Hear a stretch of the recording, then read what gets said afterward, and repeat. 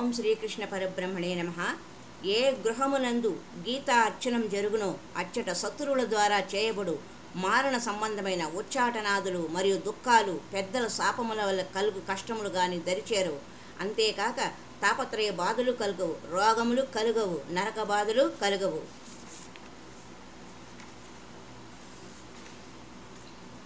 భగవద్గీత 18 పురాణాలు, 4 వేదములు, నవవ్యాకరణ సారంభై పంచమ వేదమై ప్రకాశించడి భారత అంతర్గతమై చతుర్విధ పురుషార్థాల భావక్షీరంతో నిలిచిన క్షీరాంబుది భగవద్గీత.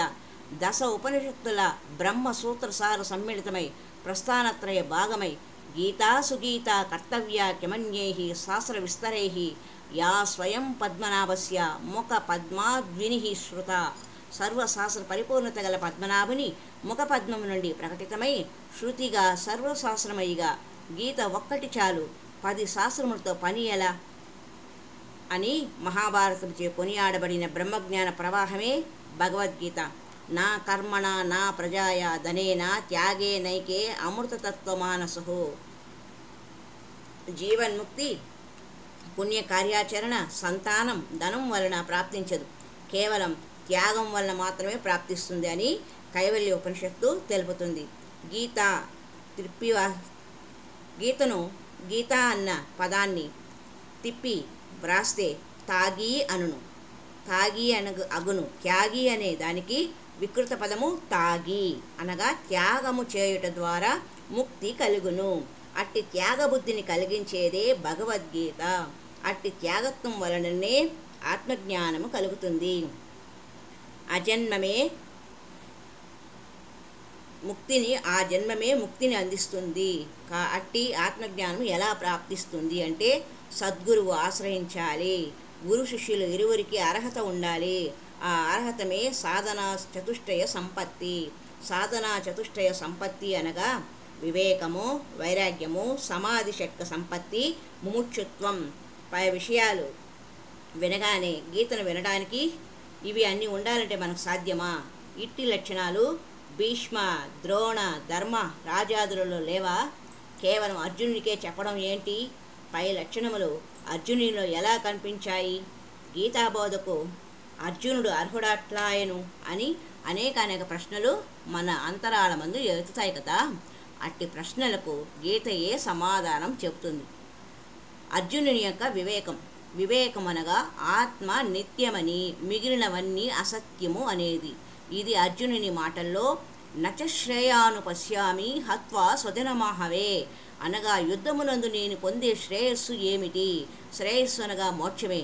దీనిని బట్టి అతనిలో వివేకం ఉందని మహాత్ముడైన శ్రీకృష్ణుడు గ్రహించాడు. అలాగే యచ్చేయశ్చానిశ్చిత్వం బ్రూహి తన్మే, దీనిలో కూడా అర్జునుని కోరిక మోక్షమే కానీ అనిత్వ వస్తువు కాదు. వైరాగ్యం, వీటి మీద కాంక్ష లేకుండాటియే వైరాగ్యం. నకాంక్షే విజయం కృష్ణ నచరాజ్యం సుఖానిచ అనే శ్లోకం ద్వారా విజయము కానీ రాజ్యాన్ని కానీ కోరడం లేదు. ఇంకో విషయం గురువున హత్వా హి మహాన్ భవాన్.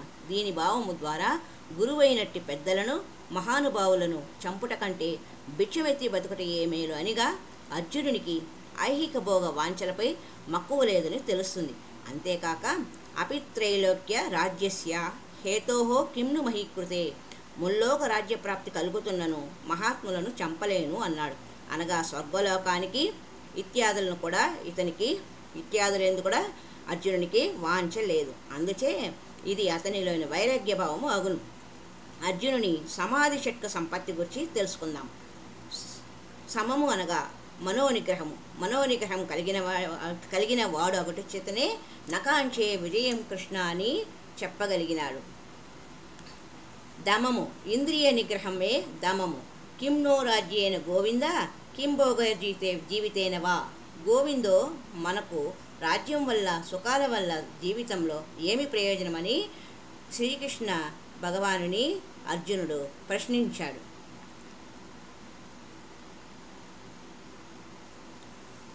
ఈ మాట అర్జునుని యొక్క ఇంద్రియ నిగ్రహాన్ని నిరూపిస్తుంది. తితిక్ష, శీతోష్ణ సుఖ దుఃఖాది ద్వంద్వములను నిగ్రహించుటియే తితిక్ష. యుద్ధ సమయము, సమశీతోష్ణ స్థితి సమయము అనగా మార్గశిర మాసంలో జరిగినది. ఇచ్చటి శీతోష్ణ స్థితి ప్రసక్తి రాదు. రెండవది సుఖదుఖములను సమగమగుగా భావించుట. దార్తరాష్ట్రేణ హంతు స్మన్యే క్షేమతరం భవేత్. శస్త్రధారులైన ధృతరాష్ట్రుని కుమారులు నన్ను చంపినా అది నాకు పరమ కళ్యాణమే అనటం వల్ల దుఃఖమని కూడా సుఖముగా ఎంచినట్లు తెలుస్తుంది. అది ఏ ఓర్పు కలిగి ఉండుట. ఉపరతి విషయ చింతన నుండి బ్రహ్మచింతనకు మనసు నిలపడమే ఉపరతి. ఉత్సాదంతే జాతిధర్మ కులధర్మశ్చ శాశ్వతాః. అర్జునుడు పలికినది స్వధర్మానుష్ఠానం గుర్చే. స్వధర్మానుష్ఠానం వలన అంతఃకరణ శుద్ధి అగును. అంతఃకరణ శుద్ధి ద్వారా జ్ఞాన సిద్ధి కలుగును. అందుమూలంగా మోక్షప్రాప్తిని పొందాలనే అర్జునుని ఆశయం. శ్రీ జగద్గురు ఆదిశంకరాచార్యుల వారు జ్ఞానాత్ మోక్ష అని చెప్పినారు. నకాంచే విజయం కృష్ణ. వాక్యానుసారంగా అర్జునునకు విషయానురక్తి లేదని బ్రహ్మలక్ష్య సాధనకే అర్జునుని మనస్సు నిలిపినట్లు తెలియచున్నది. సమాధానం. సీదంతి మమ గాత్రాన్ని ముఖంచ పరిశుష్యతి వేపదుశ్చ శరీరే మే రోమహర్ష జాయతే.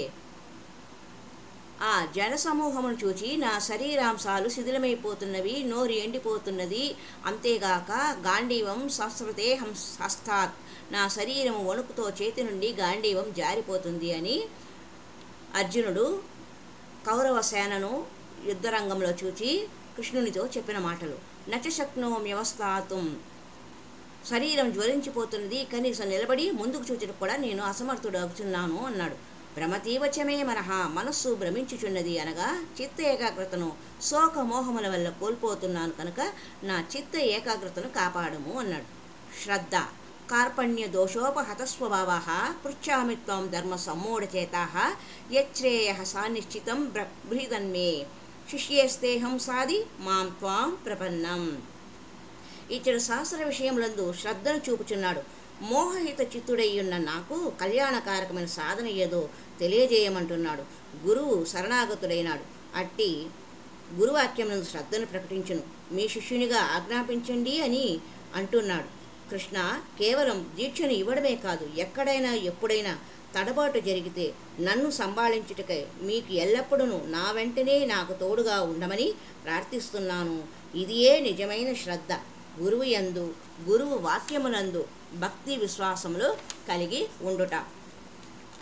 ముముక్షుత్వం ముముక్షుత్వం భావాన్నే తెలుపుచున్నది.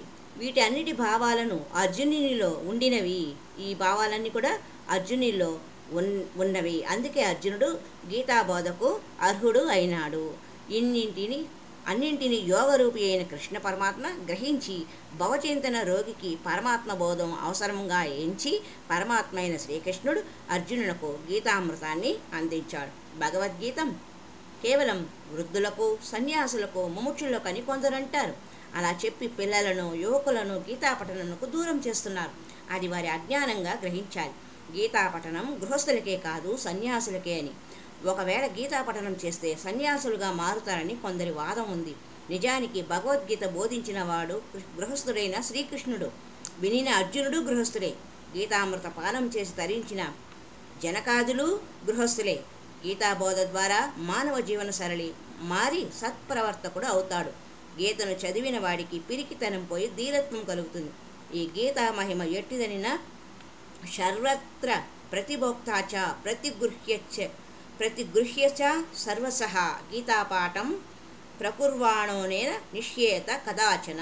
అన్ని చోట్ల భోజనం చేయువాడు, అందరి నుండి దానములు గ్రహించేవాడు గీతాపఠనం చేస్తే ఆ పాపములన్నీ కడిగివేయబడునని వైష్ణవీయ తంత్రసారము చెబుతుంది. అకిచారోద్భవం దుఃఖం వరసాపాగతం చేయత్ నోపసర్పంతి తత్రైవ యత్ర గీతార్చనం గృహే.